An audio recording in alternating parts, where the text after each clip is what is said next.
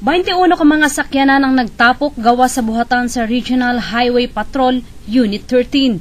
Ana kini karon sa kustodiya sa maong buhatan tungod sa pipila ka mga kaso.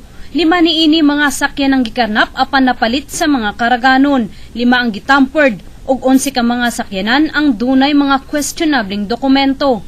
Lakip nga makasuhan ang sikinsaman nga makapalit sa mga karnap nga sakyanan. Naunakaw din yung nakabili.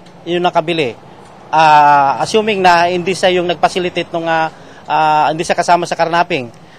Siya po ay liable sa PD 1612 yung anti-fencing law. Gipahinumdum usab nga kung dunay makarnap nga sakyanan dayong ipahibalo sa ilang opisina. Kasi karamihan kasi nung mga kababayan natin, akala nila pagpunta sa police station at naiblatter na, tama na po yun. Mali po yun. Dapat po tumuloy po kayo sa amin, sa aming himpilan, dalhin po ninyo yung kopya ng blatter tsaka yung ORCR at upang may alarma natin nationwide yung motorsiklo na nawawala. Sa ilang buhatan, makita ang status sa usa ka sakyanan gamit ang VIMS kung Vehicle Information Management System.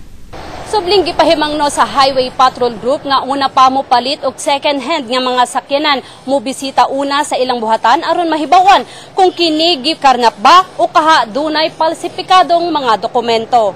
May Jess Patrol sa Caraga.